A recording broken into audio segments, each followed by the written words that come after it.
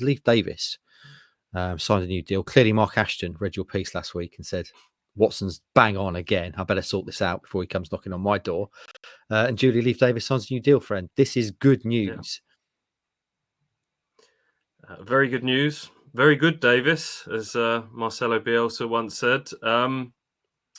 Yeah, I'm not going to take credit for this one. I don't think Mark Ashton woke up, bought an East Anglian Daily Times and went, bollocks, we haven't sorted Leif Davis's contract out. Really must get on that. This, judging by Leif Davis's comments in the press conference yesterday, has kind of been bubbling on in the background for quite some time. Pretty clear that Ipswich wanted to secure one of, if not their top asset, arguably. He will have wanted to make sure, I think in his words, that everything was right in terms of the structure and the length and the finances. And I'm sure there's various clauses in there in terms of buyout clauses and relegation clauses and all stuff like that. But they got there in the end and they've got him signed, which is great, because I was a little bit nervous about him. He wouldn't have been out of contract. Effectively, he had another year because of the 12-month clause that Ipswich were in possession of. But even so, you didn't want him going into his final year and potentially the vultures circling and Ipswich not getting maximum value. So good news.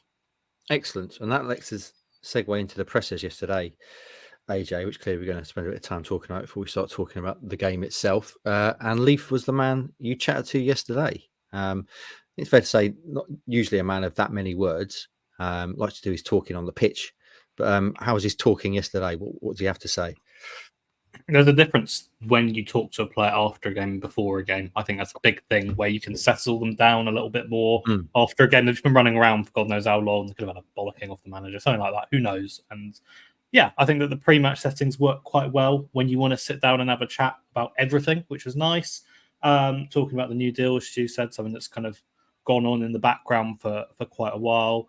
One that we had to get right to sign, and we kind of look back over his career so far. Favourite game was one that I asked him. I don't want to give too much away with what I've put up, but I think that's worth touching on. I thought it'd be something from last season, given that they got promotion to Premier League. No, he went back another year to League One, which that kind of run where they were winning everything was what he described as the best part of his career to this point, which I thought was quite nice. Means that he's not exactly focused just on kind of the big time promotion run. He picked out the Peterborough game, which I quite liked, the 3-0 win at London Road, which he kind of said didn't know that was the one where they got over the line, but it kind of felt like it was the one where they knew that they'd seal promotion. So that was good. Bit of England chat was quite nice as well, because that's obviously the debate that keeps going around. Did he play it down a little bit? Yes, but he didn't hold back on saying this is a dream for him. He wants to be in that position where he can be in squads and keep performing in those squads to then be a regular at that level. He's someone that hasn't played, obviously, at England youth level at all. So most of the England players have had that kind of base experience of playing in the 16s through to 21s, for example. He hasn't, but he doesn't think that's going to hold him back. So interesting to see how that kind of works in the next few months, I'd say, when Mr. Tuchel comes in January especially. But there's definitely a lot of ambition there for him to get that first cap at senior level.